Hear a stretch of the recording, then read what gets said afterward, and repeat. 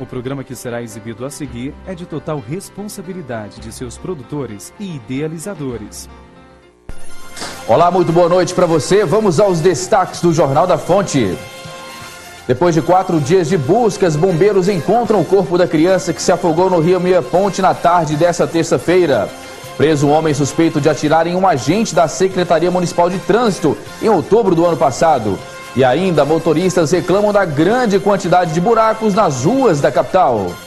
Hoje é sexta-feira, 25 de abril de 2014 e o Jornal da Fonte já está no ar.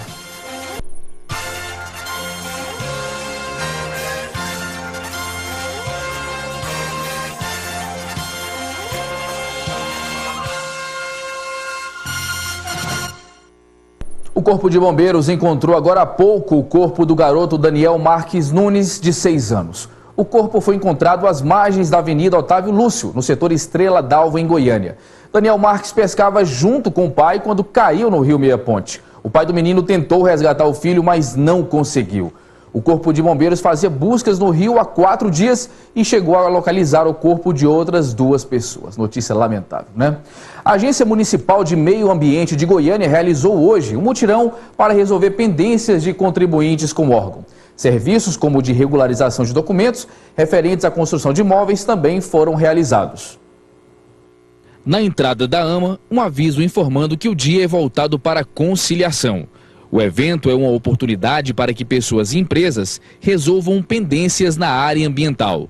Centenas de pessoas estiveram presentes no órgão para tentar resolver questões como regularização de documentos referentes a processos de licenciamento, reabertura de prazos para apresentação de estudos técnico-ambientais, revisão de prazos para cumprimentos de termos de ajustamento de condutas e registro de denúncia para fiscalização. Segundo a responsável pelo julgamento dos atos de infração da AMA, a quantidade de acordos realizados foram satisfatórios. O evento, mais uma vez, foi um sucesso, A gente teve um atendimento satisfatório da população, todos que estiveram aqui conseguiram ser atendidos com eficiência e rapidez. E também já celebramos acordos aqui durante o evento também. O intuito é dar celeridade aos processos que estão parados no órgão. E é uma oportunidade para que o contribuinte se regularize junto à Prefeitura. Realizamos com grande êxito a primeira semana de conciliação ambiental, com regularização de centenas de casos que estavam aqui às vezes até 5 anos. Éder é dono de um escritório de contabilidade e aprovou a oportunidade de resolver pendências de sua empresa junto ao município. A questão do sistema ambiental das empresas aqui do estado de Goiás é um excelente trabalho aí. Bem aceito pelos empresários goianos. E quem não pôde resolver as pendências junto ao AMA hoje ainda pode procurar o órgão para regularizar a situação. O telefone de contato da AMA para mais informações é o 3524-8555. A Polícia Civil apresentou hoje o homem suspeito de atirar em um agente da Secretaria Municipal de Trânsito em outubro do ano passado. Os disparos feitos por Jaeldson Alves de Souza, de 29 anos, deixaram sem a visão de um olho o agente da SMT. Jaeldson Alves de Souza, de 29 anos, foi apresentado pela Delegacia de Investigação Criminal como responsável pela tentativa de homicídio contra o agente da SMT, Eduardo dos Santos Arruda, de 34 anos. O crime aconteceu no dia 25 de outubro do ano passado, quando Jaeldson disparou 4 tiros contra uma viatura da SMT. Ele fala que a motivação desse crime teria sido o fato dele ter confundido, os agentes da MT com o Dudu, que seria um desafeto dele, que teria matado a mulher dele anos atrás. Bom, isso aí não bate muito, porque na verdade é um carro caracterizado, giroflex ligado, então acredito mesmo que ele atirou mesmo para atirar mesmo, por vontade própria, de atingir os agentes de trânsito. Na delegacia, a mãe do agente, que ficou cego de um olho, ficou frente a frente com o criminoso. Ele negou o crime. Não fui eu. Não fui eu. Quem foi então? Em juízo eu vou falar. No dia da tentativa de homicídio, Jaeldson, que já tem uma extensa ficha criminal, estava com Jonathan Nunes de Almeida, que será indiciado por participação no crime. Jaeldson será indiciado por diversos crimes. Ele vai ser indiciado no crime do agente de trânsito, né, no crime do homicídio na forma tentada e qualificada e hediondo, além de portar a arma, né, de uso irrestrito que ele estava portando no dia em que foi cumprido o mandado de prisão dele, uma 9mm que foi encontrado na casa dele. É consenso entre os pais a preocupação com a educação dos filhos. Ensinar os pequenos a agir com educação, respeito e a se comportarem bem é uma tarefa nada fácil. Mas e quando mesmo com uma educação rígida, eles insistem na malcriação? Para falar sobre esse assunto, eu converso agora com a psicóloga infantil Ruth Borges. Doutora Ruth, boa noite, é um prazer recebê-la aqui no Jornal da Fonte. Prazer é todo meu. Pois é, a partir de qual idade a criança já tem a assimilação, já tem a consciência e já pode receber a educação de como se tratar no meio social com as outras pessoas, inclusive com as crianças também? Sim, claro. Na verdade, o processo de educação, ele acontece desde o nascimento, né? Quando o bebê está na vida ainda intrauterina, ele não tem que fazer esforço nenhum, né, para receber o alimento, enfim. E a partir do próprio parto já é a primeira frustração, né? Então a educação ela acontece de uma forma espontânea, né, naturalmente, a partir desse nascimento. A frustração agora passa a ser um aliado para o crescimento, né, para a educação também da criança. Então a criança agora tem que chorar e muitas vezes esse choro não significa que o alimento vai ser recebido, que a cólica vai ser sanada, enfim. E essa frustração dá a noção do outro, né, tão importante. A noção do outro é justamente aonde nasce o respeito, né? Onde começa a surgir a noção do outro, nasce o respeito, porque é nessa relação que se forma o respeito, né? Então, o parto, então, ele se torna um pequeno trauma aí por esse novo ambiente que a criança acaba indo, né, saindo do ventre, indo para... Sim, porque ele não tinha que fazer esforço nenhum, né? O alimento todo vinha, os nutrientes todos pelo cordão. Então, à medida que ele sai, vem para o mundo, ele já começa a ter o primeiro desafio, que é o parto, né? Que agora ele tem que chorar, ele tem que se expressar para que o mundo o atenda. E nem sempre, a partir disso, o mundo vai nos atender. Mas não se a mãe, por exemplo, ao longo da gestação, ela tiver uma atitude de muito estresse, entre outras coisas, isso pode fazer com que a criança tenha essa personalidade logo após seus primeiros anos de vida, haja com a natureza mais difícil, ocasionando a birra, ocasionando essa dificuldade de relacionamento com os outros? Na verdade, o que pode acontecer é gerar um acúmulo de ansiedade, né? A birra nada mais é do que uma ansiedade, né? Que a forma de expressão dessa ansiedade é pelo corpo, não mais pela palavra.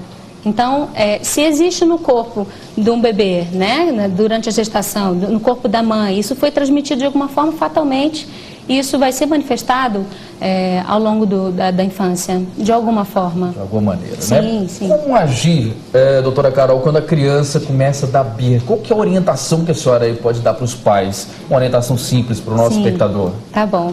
Bem, olha, a birra, ela é, como eu disse, uma manifestação, né, uma forma de expressão de que alguma coisa não vai bem, né? De que alguma coisa não vai bem. Como a criança ela não tem vocabulário suficiente para expressar aquilo que ela sente, então o corpo expressa essa necessidade, né? Então qual que é a orientação? Primeira orientação, calma, tá? Calma. Se vocês entendendo que a birra é um processo que acontece de forma natural, né? Então isso vai acontecer com outras crianças também. Muitos pais ficam constrangidos quando acontece. Então a primeira coisa, calma e não entra na mesma sintonia que a criança, tá? Aí, a partir disso, você tem duas opções de forma prática.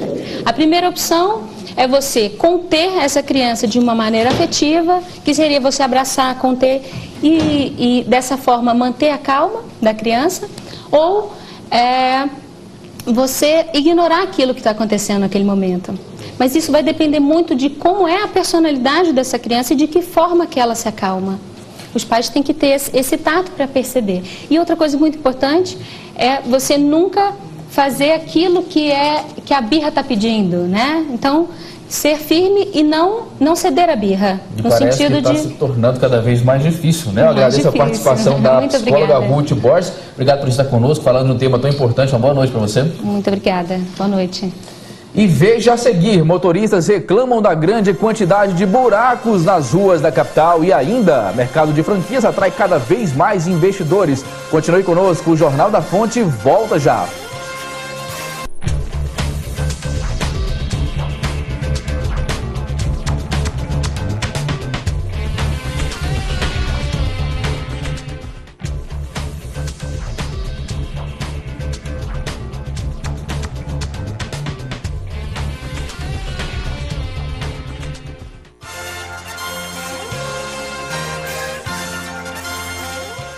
Amanhã é o dia D da vacinação contra a gripe, que se torna mais comum durante o período frio e seco do ano. Mais de 1.400.000 pessoas devem receber a vacina em todo o estado. Goiás já registrou neste ano 6 casos de H1N1. Uma pessoa morreu pela doença. Para evitar casos graves de síndromes gripais que evoluam para a doença, a Secretaria Estadual de Saúde iniciou a campanha de vacinação contra a influenza.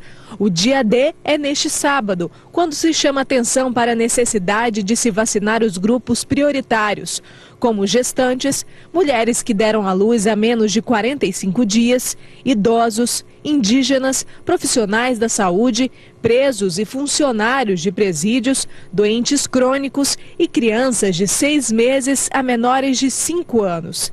É fundamental porque essa síndrome respiratória aguda grave, ela mata.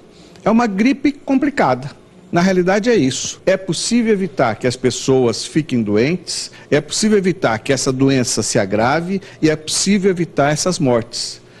É por isso que nós iniciamos amanhã, nós já iniciamos, amanhã é um dia D, é um dia de grande sensibilização e mobilização no estado e vai até o dia 9. A meta da Secretaria Estadual de Saúde é imunizar 80% do público-alvo, mas o ideal é atingir todas as 1.402.000 pessoas que fazem parte dos grupos de risco. Mas todos que tiverem sintomas de gripe forte devem procurar atendimento médico. O assunto agora no Jornal da Fonte são as franquias do ramo de educação. As franquias são excelentes oportunidades de negócio para quem quer investir e se tornar um empresário. A repórter Cristiane Rodrigues tem mais informações. Boa noite, Cristiane. Boa noite, Segismar. Boa noite para você que está em casa. Pois é, nós vamos falar agora sobre essa oportunidade de negócio e também sobre o tipo de serviço que é prestado por essa franquia, né, que atua no ramo da educação. Então, para falar sobre isso, eu converso agora com o gestor de unidade de qualificação, né, de cursos profissionalizantes e também de uma unidade de reforço escolar, Daniel Paniago. Boa noite, Daniel. Como que essas redes, essas franquias, né, na área da educação têm se destacado aqui no estado? Perfeito, a gente verifica uma necessidade de qualificação dos nossos jovens de reforço escolar justamente porque a gente sente que existe uma dificuldade muito grande dos colégios, tanto estadual como municipal, né, como cursos Pronatec, etc., de realmente proporcionar algo de qualidade. Então, as empresas elas sentem dificuldade de fazer primeiras contratações, por exemplo, e de crescimento profissional também. Então, a gente trabalha desde o início quanto ao reforço justamente para proporcionar que esse jovem tenha condições de se destacar na questão do colégio em si e conseguir disputar uma vaga no vestibular, que a gente sabe que colégio particular existe uma grande e larga vantagem. E quanto à questão da qualificação em si, a gente pretende preparar esse jovem para realmente conseguir que ele seja inserido no mercado de trabalho dentro de ótimas oportunidades, que é o que a gente busca com essa promessa. Existe uma faixa etária ali que vocês atendem? Geralmente esse reforço escolar é para que idade, né? E para que tipo de dificuldade ali na escola? Como que é o trabalho de vocês? Perfeito, a gente começa a aplicar esse reforço escolar a partir dos 10 anos de idade. A partir dessa idade a gente sente que já existe uma dificuldade quanto à questão da alfabetização. A gente sente que jovens, às vezes em 5º, 6º, 7º ano, não conseguem ler. Né, e isso realmente a gente precisa tentar solucionar esse problema. Então a gente surge aí no mercado justamente para dar uma oportunidade que esse jovem consiga se destacar, tão como o jovem de um colégio particular em si. Agora, para os pais que estão interessados, como que funciona? Eles podem, essas aulas são efetivadas uma vez por semana? Qual é a necessidade, né, deste tipo de trabalho, deste tipo de acompanhamento para um aluno que está em dificuldade?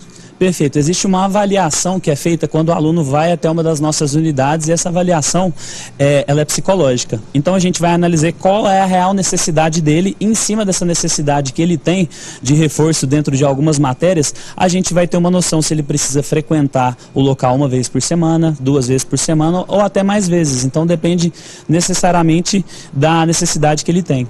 Agora, para quem pretende, né, se tornar aí começar, né, um negócio próprio, abrir a própria empresa, essa é também uma grande oportunidade, o investimento é alto, como que é? Bem, o investimento não é um investimento alto, é um investimento de baixo ou médio custo, né?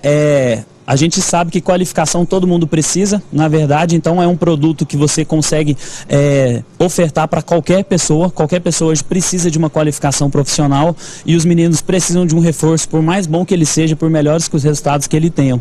Então, quem quer se tornar um franqueado, quem tem interesse em montar uma franquia de qualificação profissional hoje, basicamente tem que ser uma pessoa arrojada, né, uma pessoa que tem o perfil empreendedor. Se ela tiver essas características, com baixo investimento, ela consegue um retorno bastante interessante. Na verdade, tem que ter apenas o perfil empreendedor ou tem que ter um perfil a mais, um perfil diferenciado para esse tipo de atuação, né? Ele precisa ter condições de ter contato com esse público. A gente trabalha com um público de jovens e a gente sabe que esse público, ele precisa de algumas coisas diferentes do que o público maior de idade, por exemplo, né? Então, quando a gente vai falar de um franqueado para a qualificação em si, a gente tem que ter total domínio das ações que são feitas dentro da unidade para controle até do que ele faz em casa, do que ele faz nos momentos que ele não está estudando, por exemplo, do que ele faz de atividades extracurriculares. Então, a gente tem que fazer uma análise completa de tudo isso que é feito. Então, é uma pessoa que tem que gostar de trabalhar com o público jovem, tem que ser empreendedor e tem que gostar e tem que pensar na missão que a gente tem, que é muito importante, de levar esses jovens para o mercado de trabalho, que é o nosso foco. Agradeço a participação, muito obrigada, Daniel. E eu volto com você aí no estúdio, Segismar. Ok, Cristiane, muito obrigado pela sua participação. E buracos nas ruas da região metropolitana de Goiânia incomodam motoristas e colocam em risco a segurança de motociclistas. O problema está espalhado por praticamente todos os bairros da capital e região. Eles estão espalhados por toda a cidade, causando incômodo e risco de acidentes à população. Quem trafega diariamente pelas ruas de Goiânia sente na pele o problema. Alguns acabam sentindo no bolso. Para esse motociclista, o prejuízo foi de R$ 25, resultado de um pneu furado e da roda amassada de sua motocicleta, após passar por um buraco. Com a passei ali agora, quase que eu caí, meti a cara no chão ali, um buraco no asfalto. Complicado. Esse borracheiro realiza cerca de 30 serviços por dia. Segundo ele, 1/3 dos atendimentos são realizados em veículos que estragam em decorrência dos buracos. É muito prejuízo para os carros também, né? Negócio de balanceamento, alinhamento, estraga pneu, roda. No início da Avenida Rio Verde, no Jardim das Esmeraldas, os motoristas precisam de muita atenção para desviar dos buracos. Andar de moto já é complicado, porque é perigoso demais, né? Imagina com bastante buraco, aí fica difícil da gente ter de andar direito, sabe? Nem mesmo essa rotatória que fica na Avenida Antônio Fidelis, no Parque Amazônia, escapou do problema. Esse buraco ocupou boa parte do local, formando pequenas crateras. Na mesma avenida, é possível identificar outros problemas de infraestrutura. O canteiro central da via acabou sendo tomado pelo mato, que, aliás, invadiu boa parte dos lotes baldios da região. Esse local onde eu estou faz parte da Avenida Imbé, no Parque Amazônia, mas olha só o buraco que se formou aqui nessa boca de lobo. Uma verdadeira armadilha para quem passa aqui, principalmente no período noturno. Olhando em outros pontos aqui da rua, a gente vê que são vários os problemas de infraestrutura. Naquele ponto ali a gente vê uma boca de lobo aberta, sem nenhum tipo de proteção, que pode também se transformar em uma armadilha. E não para por aí os problemas. Ali, mais ou menos no meio da rua, do cruzamento das ruas, a gente vê a tampa de um bueiro aberta. O que pode ser, tá vindo um carro nesse momento aqui, pode ocasionar acidente, pode causar problemas aí no veículo, na suspensão, nos pneus. Olha a situação da boca de lobo, olha como é que tá. A gente só vê entulho, pedra e ferro. E se não bastasse esses problemas, basta alguns passos à nossa esquerda. Olha o matagal que se formou aqui na região. De acordo com os moradores, o matagal, inclusive, acabou se tornando um grande transtorno. E como não bastasse os problemas, lixo e mais lixo aqui na rua. Uma verdadeira armadilha se transformou essa boca de lobo para você que tem criança, então? É isso aí mesmo, né? Principalmente se a gente vir à noite aí com a gente com a criança dessa aqui nos braços, não vê um buraco daquele tamanho ali, é uma fatalidade, né? Pode se tornar uma fatalidade. A assessoria de imprensa da Secretaria Municipal de Obras de Goiânia afirmou que o Parque Amazônia faz parte de uma lista de 31 bairros que vão ser contemplados com a reforma asfáltica ainda nesse ano, mas não há data definida para que as obras ocorram. Sobre a sujeira e a falta de tampas de bocas de lobos na rua Imbé, no setor Parque Amazônia, a CEMOB informou que o serviço será realizado na próxima segunda-feira. Sobre o mato alto da rua Imbé, a assessoria de comunicação da Comurg informou que a roçagem de todo o bairro está na programação da companhia, mas não informou a data definida. Quanto aos buracos da Avenida Rio Verde em Aparecida de Goiânia, a assessoria de imprensa da Prefeitura informou que várias equipes trabalham no local durante todo o dia de hoje, realizando o trabalho de recapeamento do asfalto. É o que a gente espera, né? A Fundação Getúlio Vargas realiza uma série de palestras e encontros essa semana. O evento tem o objetivo de desenvolver habilidades para gestores de empresas. As palestras fazem parte da 11ª Semana FGV, evento que aborda temas na área de gestão de pessoas e empreendedorismo. O evento, que teve início na última quarta-feira, é aberto ao público e conta com palestras de professores da Fundação Getúlio Vargas e de empresários consagrados como Mark Niliman, proprietário da Azul Linhas Aéreas, que será um dos palestrantes da noite desta sexta-feira, último dia do evento. Como gerir pessoas com resultado, né, diante dessas mudanças que estamos tendo na característica das gerações. E aí nós temos aí as gerações X, Y, Z principalmente, né, e que cada uma tem uma característica diferente. Como gerir isso convergindo para o planejamento estratégico da empresa? Como reter talentos? Como motivar e incentivar, principalmente essa geração Y, muito inquieta, muito tecnológica, e que está querendo chegar ao topo muito rapidamente. Inclusive é uma geração de empreendedores, mas que precisam também se preparar para a gestão.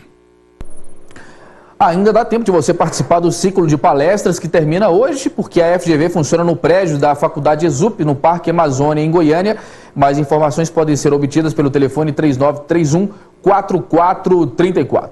E o Jornal da Fonte vai ficando por aqui, nós voltamos amanhã. Na sequência você fica com o programa Na Marca do Pênalti, o melhor dessa noite para você e até lá.